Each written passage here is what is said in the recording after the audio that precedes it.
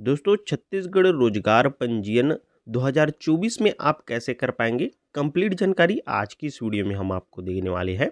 दोस्तों आपको बताना चाहेंगे कि अब नए वेबसाइट के माध्यम से नए तरीके से यहाँ पास ऑनलाइन माध्यम से रोजगार पंजीयन या नवीनीकरण किया जा रहा है। ठीक है, तो आप मोबाइल से ही घर बैठे कर सकते हैं और इसमें आपको बता दें कि आपको रोजगार कार्यालय जाने की भी आवश्यकता नहीं होगी। ठीक है, आप घर बैठे ही बड़ी आसानी से अपना रोजगार पंजीयन कर सकते हैं। इसी के साथ अब बहुत से कैंडिडेट ऐसे हैं जो रोजगार पंजीयन ऑनलाइन तो कर रहे हैं, लेकिन उसे पिता का नाम या फिर जन्म तिथि या फिर पिन कोड या फिर ईमेल आईडी जब वो फिल कर रहे हैं तो वो फिल नहीं हो रहा है। तो इसका भी सॉल्यूशन बड़ा ही आसान है, आगे भी इस वीडियो में हम आपको बताएंगे। ठीक है, तो चलिए दोस्तों हम आज का अपने ये वीडियो स्टार्ट करते हैं। तो ऑनलाइन रोजगार पंजीयन या नवीनीकरण करने से पहले दोस्तों इसके संबंध में कुछ निर्देश है, आइए उसकी जानकारी आपको देते हैं। इसके बाद आपको स्टेप बाय स्टेप करके भी हम बताएंगे। ठीक है, तो देखिए सबसे पहले यहाँ पर बताया गया है कि वेबसाइट यहाँ पर eRojgar.cg.gov.in में आवेदकों का पंजीयन करना होगा। ठीक है, तो अब यहाँ पास आपका वेबसाइट में बदलाव कर दिया गया है। अब इस नए वेबसाइट के माध्यम से आप आसानी से अपना रोजगार पंजीयन या नवीनीकरण कर पाएंगे। ठीक है, इसके बाद सेकेंड नंबर पर बताया गया है कि जिसके लिए रजिस्टर लिंक पर जाकर मोबाइल नंबर की एंट्री कर ओटीपी से मोबाइल नंबर का वेरीफाई करना होगा। इसके बाद आपको आधार नंबर एवं आधार के अनुसार नाम की एंट्री करनी होगी। इसके बाद आपको आवेदक का मोबाइल नंबर उसका यूज़र आईडी हो जाएगा। ठीक है, और पासवर्ड आवेदक के मोबाइल नंबर पर प्राप्त हो जाएगा और पासवर्ड को आप अपने सुविधा अनुसार बदल भी सकते हैं। तो ये सभी प्रोसेस हम आपको करके बताएंगे स्टेप बाय स्टेप, इसके लिए आप निश्चिंत रहिए। ठीक है, इसके बाद देखिए यहाँ पर फोर्थ नंबर पर बताया गया है कि आवेदक यदि पूर्व में रोजगार कार्यालय में पंजीकृत है तो उसे अपना रोजगार पंजीयन नंबर की एंट्री कर जांच करना है।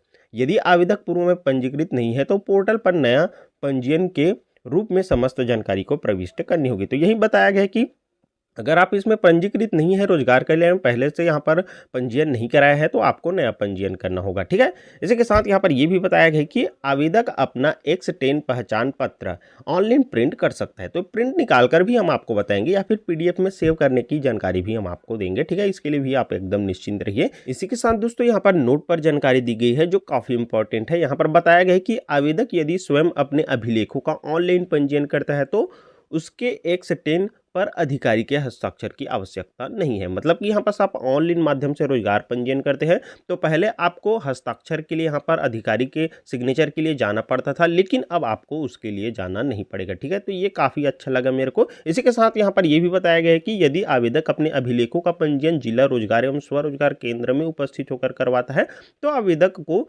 दिए जाने वाले X10 पर अपनी अधिकारी के हस्ताक्षर की आवश्यकता होगी। तो अगर आप यहाँ पर ऑफलाइन माध्यम से रोजगार कार्यालय में जाकर अपना पंजीयन कराते हैं तो आपको हस्ताक्षर की आवश्यकता होगी, अन्यथा यहाँ पास आप ऑनलाइन माध्यम से करते हैं तो आपको इसके हस्ताक्षर की आवश्यकता नहीं है। ठीक है, तो चलिए अब इसके बाद हम आपको ऑनलाइन माध्यम से रोजगार पंजीयन या नवीनीकरण कैसे करेंगे इसकी जानकारी देते हैं। तो इसके लिए सबसे पहले तो आपको अपने मोबाइल से या फिर अपने कंप्यूटर से कोई सा भी एक ब्राउजर ओपन कर लेना है। ठीक है, इसके बाद आपको eRojgar CG सिंपली से सर्च कर लेना है। जैसे ही आप ये सर्च करेंगे फिर देखेंगे यहाँ पास रोजगार पंजीयन आ जाता है और ध्यान रखेंगे यहाँ पर eRojgar.cg.gov.in लिखा रहना चाहिए। ठीक है, इसी के नीचे में जो रोजगार पंजीयन लिखा रहेगा उसमें आपको सिंपली से क्लिक कर लेना है। इसके बाद दोस्तों आपके सामने कुछ इस प्रकार से यहाँ पर एक न्यू पेज ओपन होकर आ जाएगा डिपार्टमेंट ऑफ एम्प्लॉयमेंट वाला। ठीक है, यही आपका ऑफिशियल वेबसाइट है। अब यही आपका नया वेबसाइट है, इसी के माध्यम से आप अपना रोजगार पंजीयन या नवीनीकरण कर पाएंगे। ठीक है, तो यहाँ पास रोजगार पंजीयन या नवीनीकरण करने के लिए यहाँ पास आपको देखने के लिए मिल जाता है लॉगिन वाला एक ऑप्शन। तो देखिए अगर आप नवीनीकरण करना चाहेंगे तो आपका जो पुराना वाला यूजर आईडी और पासवर्ड है उसके माध्यम से आप लॉगिन कर नवीनीकरण कर सकते हैं। नवीनीकरण कैसे करना है वीडियो में हम आपको आगे बताएंगे। ठीक है, लेकिन अगर आप पंजीकृत नहीं है तो सबसे पहले तो आपको नया रजिस्ट्रेशन करना होता है। तो पहले चलिए हम आपको नया रजिस्ट्रेशन करके बताते हैं, न्यू पंजीयन करके बताते हैं। इसके बाद हम आपको नवीनीकरण की भी जानकारी देंगे। तो इसके लिए सबसे पहले आपको क्या करना होगा, यहाँ पास रजिस्टर का एक ऑप्शन देखने के लिए मिल जाएगा। ठीक है, तो सिंपली से अब आपको इसी रजिस्टर के ऑप्शन पर क्लिक कर लेना होगा। इसके बाद दोस्तों आपके सामने इस प्रकार से यहाँ पर एक नया पेज ओपन होकर आ जाता है जिसमें दोस्तों यहाँ पास आपको पंजीयन देखने के लिए मिल जाता है। इसी में दोस्तों अब यहाँ पास सबसे पहले तो आवेदक का आधार नंबर, तो यहाँ पास आपको अपना आधार नंबर डाल देना है 12 डिजिट का। ठीक है, इसके बाद यहाँ पर आवेदक का नाम पूछा जाता है, तो यहाँ पर नाम आपको अपने आधार कार्ड के अनुसार अंग्रेजी में डालना होगा, इसका भी आप ध्यान रखेंगे। ठीक है, इसके बाद यहाँ पास आपको अपना मोबाइल नंबर फिल कर देनी होगी। तो चलिए हम फटाफट से पहले फिल कर लेते हैं। तो कुछ इस प्रकार से अपना आधार नंबर, नाम और यहाँ पास मोबाइल नंबर आप इंटर कर लेते हैं। इसके बाद दोस्तों सिंपली से यहाँ पास ओटीपी भेजे के ऑप्शन पर आपको क्लिक कर लेना होगा। अब जैसे ही दोस्तों आप इसमें क्लिक करेंगे, देखेंगे यहाँ पास ओटीपी सफलतापूर्वक दिए गए मोबाइल नंबर पर भेजा गया। तो आपके मोबाइल नंबर पर ओटीपी भेज दिया गया है जिसे आपने इंटर किया है। अब सिंपली से आपको ओके पर क्लिक कर देना होगा। इसके बाद दोस्तों अब उस ओटीपी को आपको इस वाले बॉक्स में इंटर कर देना है। तो कुछ इस प्रकार से ओटीपी इंटर करने के बाद दोस्तों सिंपली से आपको यहाँ पास ओटीपी सत्यापित करके ऑप्शन पर क्लिक कर देना है। अब जैसे ही दोस्तों आप इसमें क्लिक करेंगे, देखेंगे यहाँ पास ओटीपी सफलतापूर्वक सत्यापित किया गया। तो आपका ओटीपी यहाँ पर सत्यापित हो गया। अब सिंपली से यहाँ पास आपको ओके के ऑप्शन पर क्लिक कर देना होगा। अब जैसे ही दोस्तों आप ओके के ऑप्शन पर क्लिक करेंगे, देखेंगे यहाँ पास रोजगार विभाग लिखा रहेगा ऊपर में और नीचे में यहाँ पास आपको रोजगार पंजीयन फॉर्म ओपन होकर आ जाता है। ठीक है, अब यहीं से आपको रोजगार पंजीयन के लिए फॉर्म भरना है। तो सबसे पहले तो दोस्तों यहाँ पास आपसे आपके जेंडर की जानकारी दे पूछी जाती है। तो यहाँ पास आप पुरुष है या महिला है या फिर ट्रांसजेंडर है, उसके यहाँ पास आपको सिलेक्शन करना होगा। ठीक है, इसके बाद दोस्तों आप देखेंगे यहाँ पास वैवाहिक स्थिति की जानकारी पूछी जाती है। तो अगर आप विवाहित होंगे तो विवाहित पे क्लिक करेंगे, अन्यथा यहाँ पास आप अविवाहित पे क्लिक कर सकते हैं। ठीक है, अब इसके बाद दोस्तों सिंपली से आपको आगे बढ़ जाना है। फिर दोस्तों अब यहाँ पास आपको देखने के लिए मिल जाता है पिता का नाम, ये अंग्रेजी में आपको फिल करनी होगी। अब यहीं पास बहुत से अभ्यर्थी का ये भी कमेंट आ रहा था कि पिता का नाम और यहाँ पास ये जन्म तिथि है, ये सब हमारे से फिल नहीं हो रहा है। तो देखिए इसका सिंपल सा फंड है। आपको क्या करना होगा, अपने मोबाइल से यहाँ पास आपको एक 3 डॉट देखने के लिए मिल जाता है। सिंपली से इसमें क्लिक करेंगे और यहाँ से अगर आप डेस्कटॉप साइट है, देखेंगे यहाँ पास हमने क्लिक किया हुआ है। ठीक है, इसी को आपने क्लिक नहीं किया है, इसीलिए ये प्रॉब्लम आ रहा है। जैसे हम यहाँ पास इसे अनटिक करते हैं तो देखेंगे हमारे सामने इस प्रकार से यहाँ पर पेज आएगा और जिसमें हम यहाँ पास आपको देखने के लिए मिल जाएगा कि हमारे जो पिता का नाम है ये यहाँ पास अब हम इंटर करेंगे तो ये इंटर नहीं होगा। इसी के साथ यहाँ पास हमारा जन्म तिथि भी इंटर नहीं होगा और नीचे आएंगे तो यहाँ पास आप देखेंगे आपसे पिन कोड का भी जानकारी पूछी जाती है, ये और ईमेल आईडी, ये चारों जानकारी आपसे यहाँ पर फिल नहीं होगी। तो इसका यही प्रॉब्लम है। इसके लिए आपको क्या करना होगा, यहाँ पास इस 3 डॉट पे क्लिक करना होगा। इसके बाद यहाँ पास आपको डेस्कटॉप साइट को ओपन कर लेना होगा। ठीक है, अब जैसे आप डेस्कटॉप साइट को यहाँ पास ओपन करते हैं, फिर देखेंगे यहाँ पास आपसे सारी जानकारी यहाँ पर फिल होना स्टार्ट हो जाएगी। और सबसे पहले तो यहाँ पास अब आपको अपने पिता का नाम अंग्रेजी में फिल कर देना होगा। इसके बाद देखिए यहाँ पास आपको अपनी जन्म तिथि का सिलेक्शन कर लेना होगा और यहाँ पास आयु 14 से 45 वर्ष के बीच होनी चाहिए, तभी यहाँ पास आप रोजगार पंजीयन कर सकते हैं। अगर 14 से कम है तो आप रोजगार पंजीयन नहीं कर पाएंगे और 45 से अधिक है तो भी आप रोजगार पंजीयन नहीं कर सकते हैं। ठीक है, इसके बाद देखिए आपको यहाँ पर जाति का सिलेक्शन करना होगा। तो इसके लिए सिंपली से आपको इसमें क्लिक करना है। फिर यहाँ पर जनरल है या फिर ओबीसी है या एससी है या फिर एसटी है, उसका सिलेक्शन आपको यहाँ से कर लेना होगा। इसके बाद देखिए यहाँ पर दिव्यांग की जानकारी पूछी जाती है। तो सिंपली से आप दिव्यांग होंगे तो हाँ पे क्लिक करेंगे और अगर आप हाँ पे क्लिक करते हैं तो आपसे अन्य जानकारी भी पूछी जाती है। जैसे यहाँ पर आप देखेंगे दिव्यांगता का प्रकार ओपन होकर आ जाता है, जिसमें यहाँ पर आप दिव्यांगता का प्रकार में दृष्टि संबंधित है या फिर श्रवण संबंधित है या फिर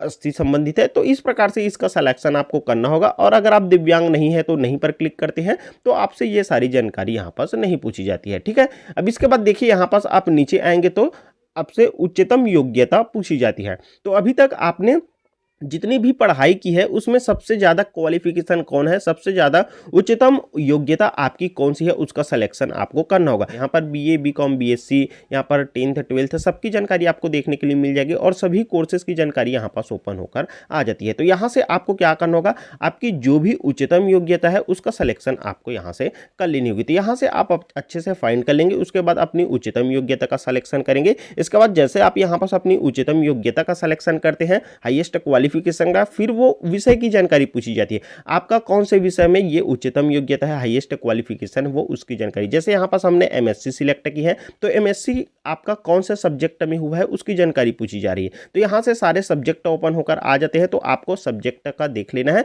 उसके बाद यहाँ से आपको उस सब्जेक्ट का सिलेक्शन कर लेना है जिस सब्जेक्ट से आपने ये कोर्स कंप्लीट किया है। ठीक है, इसके बाद देखिए यहाँ पास रोजगार की स्थिति पूछी जाती है। तो रोजगार की स्थिति में सिंपली से आपको क्लिक करना है। इसके बाद अभी अगर आप विद्यार्थी होंगे तो विद्यार्थी का चयन करना है और अगर आप यहाँ पास केंद्र सरकार में नियोजित जैसे ग्रुप ABCD या फिर दैनिक वेतन या फिर संविदा है तो यहाँ पास आपका इसका सिलेक्शन करना है, या फिर केंद्रीय सार्वजनिक उपक्रम में नियोजित यहाँ पर ग्रुप ABCD, या फिर यहाँ पर दैनिक वेतन या फिर संविदा पर है तो इसका सिलेक्शन करना है। ठीक है, तो यहाँ पास आप देख लेंगे। और इसी के साथ अगर आप निजी क्षेत्र में नौकरी करते हैं, यहाँ पर प्राइवेट जगह पर काम करते हैं तो इसका सिलेक्शन कर लेंगे। अब अगर आपका स्वयं का रोजगार है तो स्वरोजगार सिलेक्शन कर लेंगे। अगर आप मजदूरी करते हैं तो मजदूरी का सिलेक्शन कर सकते हैं, और अगर आप बेरोजगार होंगे तो यहाँ पर बेरोजगार का भी सिलेक्शन कर सकते हैं। ठीक है, तो यहाँ पास आप सिलेक्शन कर लेंगे जो आपके ऊपर लागू होता है। ठीक है, इसके बाद अब देखिए यहाँ पास पूछा जाता है पते की जानकारी, और पते की जानकारी आपको आधार कार्ड के अनुसार डालनी होगी। इसका भी आप ध्यान रखेंगे, यहाँ पास आपको गलती नहीं करना है। तो यहाँ पास आपके में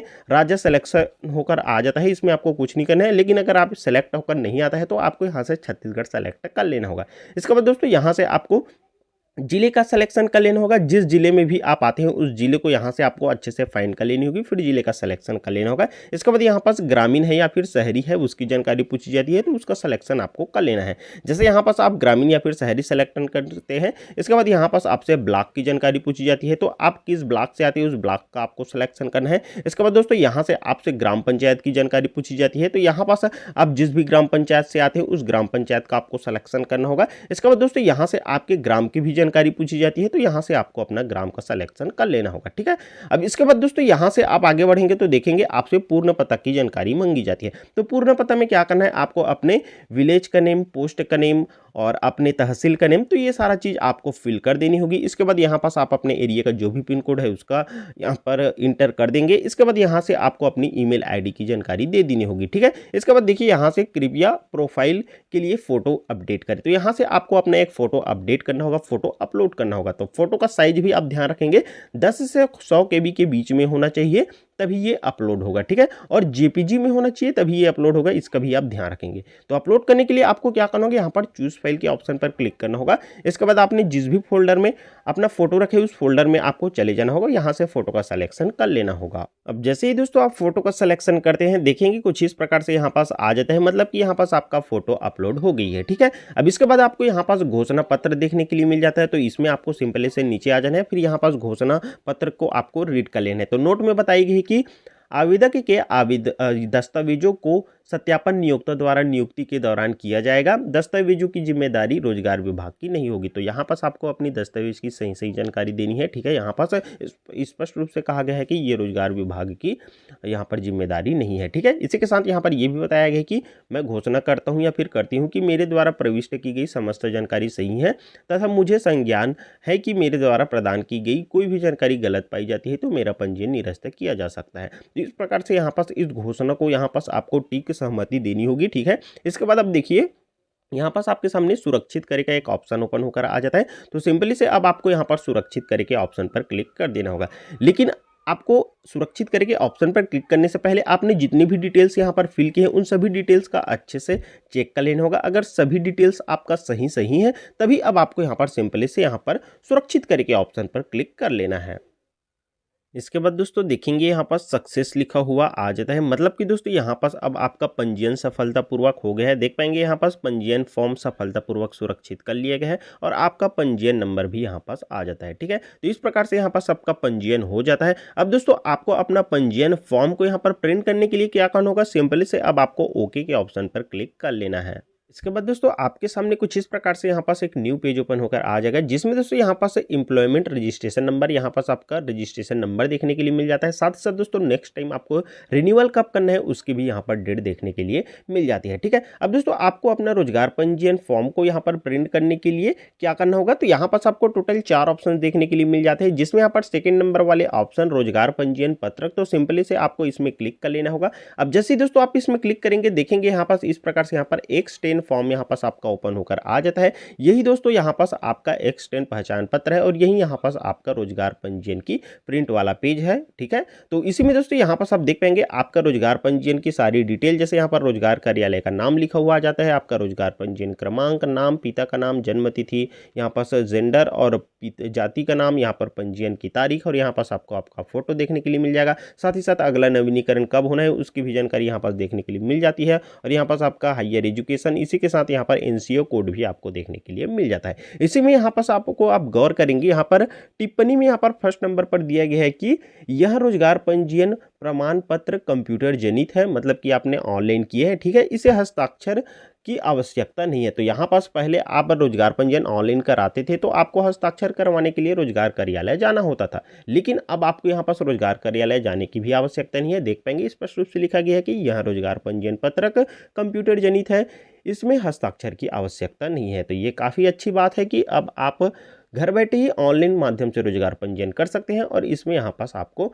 कार्यालय जाने की भी आवश्यकता नहीं पड़ेगी। अब इसे प्रिंट करने के लिए आपको क्या करना होगा, सिंपली से आप ऊपर आ जाएंगे, इसके बाद यहाँ पास आपको देखने के लिए मिल जाएगा प्रिंट लिखा हुआ आ जाता है। तो प्रिंट करने के लिए दोस्तों सिंपली से आपको इसी प्रिंट के ऑप्शन पर क्लिक कर लेना होगा। इसके बाद दोस्तों कुछ इस प्रकार से अपने पंजीयन पत्रक का प्रीव्यू आपको देखने के लिए मिल जाता है। दोस्तों अगर आप ये फॉर्म कंप्यूटर से भर रहे हैं तो अगर और आपके पास प्रिंटर अवेलेबल है तो आप इसे प्रिंट करके रख सकते हैं, लेकिन दोस्तों अगर आप मोबाइल से भर रहे हैं तो आप इसे PDF में भी सेव कर सकते हैं। तो सेव करने के लिए दोस्तों ऊपर में आपको सेव का ऑप्शन दिखता है तो आप सेव पर क्लिक कीजिए, अन्यथा दोस्तों यहाँ पास ऊपर में आपको एक 3 डॉट देखने के लिए मिल जाता है, इसमें क्लिक करेंगे तो यहाँ पास सेव अस PDF का एक ऑप्शन ओपन होकर आ जाता है। सिंपली से आप इसमें क्लिक करेंगे। इसके बाद दोस्तों जिस फोल्डर में आप इसे सेव करना चाहते हैं उस फोल्डर का सिलेक्शन करके यहाँ से कुछ इस प्रकार से आप सेव भी कर सकते हैं। ठीक है, तो कुछ इस प्रकार से दोस्तों आपको घर बैठे ही ऑनलाइन माध्यम से रोजगार पंजीयन करना था। चलिए अब बात कर लेते हैं कि आप नवीनीकरण ऑनलाइन माध्यम से कैसे कर पाएंगे इसके बारे में। तो देखिए नवीनीकरण करने के लिए सिंपली से आपको इसी ऑफिशियल वेबसाइट पर आ जाना है। इसके बाद दोस्तों यहाँ पास आपको देखने के लिए मिल जाता है यूजर ID और यहाँ पास पासवर्ड मांगा जाता है। तो यहाँ पास आपने पिछले टाइम जो रोजगार कार्यालय में जाकर रोजगार पंजीयन कराए थे उसी का यहाँ पास यूजर ID को आपको डाल देना है, या फिर आपने ऑनलाइन माध्यम से भी कराए थे तो उसमें जो यूजर ID प्राप्त होता है, जो रोजगार पंजीयन प्राप्त होता है नंबर, उसी को यहाँ पास आपको डालना होगा और यहाँ पास आपको उसका पासवर्ड डालना होगा। तो रोजगार यहाँ पर यूजर ID और पासवर्ड कौन सा रहेगा, चलिए इसकी भी जानकारी आपको दे देते हैं। तो देखिए यहाँ पर जो आपको रोजगार पंजीयन पत्रक मिला रहता है इसमें दोस्तों सबसे नंबर 1 पॉइंट में यहाँ पास पंजीकरण संख्या लिखा हुआ रहेगा। ठीक है, तो यही जो पंजीकरण संख्या है यही आपका क्या हो जाएगा, यूजर ID हो जाएगा। ठीक है, और अगर पासवर्ड की अगर हम बात करें तो यहाँ पास आपका जो डेट ऑफ बर्थ है उस डेट ऑफ बर्थ का पासवर्ड यहाँ पास इसी में आपको प्लस कर देना होगा। उसके बाद दोस्तों यहाँ पास सबसे पहले तो आपने डेट ऑफ बर्थ का ईयर डालना होगा, फिर मंथ डालना होगा, उसके बाद यहाँ पास उसका डेट डालना होगा। ठीक है, तो यहाँ पास यूजर ID आपका यही हो जाएगा और पासवर्ड में आपको यहाँ पास ये जो पंजीकरण संख्या है इसके साथ आपको अपने डेट ऑफ बर्थ का ईयर मंथ और यहाँ पास डे का भी कॉम्बिनेशन करना होगा। तो दोनों को मिलाकर यहाँ पास ये आपका पासवर्ड हो जाता है और इसी से आपको लॉगिन करना होगा। लेकिन दोस्तों अभी अगर आप अपना नवीनीकरण करने के लिए अपना यूजर ID और पासवर्ड डालते हैं और यहाँ से अगर आप लॉगिन करते हैं नवीनीकरण करने के लिए तो यहाँ पास लॉगिन में कुछ एरर आ जाता है। ठीक है, यहाँ पास ये लॉगिन नहीं होता है, तो यहाँ पास आपको घबराना नहीं है क्योंकि दोस्तों यहाँ पास अभी ये जो वेबसाइट है वो नया है, इसमें केवल न्यू रजिस्ट्रेशन ही हो रहा है। अभी हमने 2-3 लोगों के यहाँ पर नया नवीनीकरण करने के लिए देखा तो यहाँ पास उसका यूजर ID पासवर्ड से लॉगिन ही नहीं हो रहा है। तो यहाँ पास अभी नवीनीकरण इस वेबसाइट से फिलहाल के लिए नहीं हो रहा है, तो आप घबराइए नहीं। जैसे ही यहाँ पास नवीनीकरण भी स्टार्ट होता है तो हम आपको डिटेल में इसके बारे में वीडियो बनाकर बता देंगे कि आप ऑनलाइन माध्यम से घर बैठे ही नवीनीकरण भी कैसे कर पाएंगे। ठीक है, तो फिलहाल दोस्तों इस वीडियो में बस इतना ही। चलिए फिर से मिलेंगे आपके साथ एक नई वीडियो लेकर, तब तक के लिए दोस्तों धन्यवाद। जय हिंद।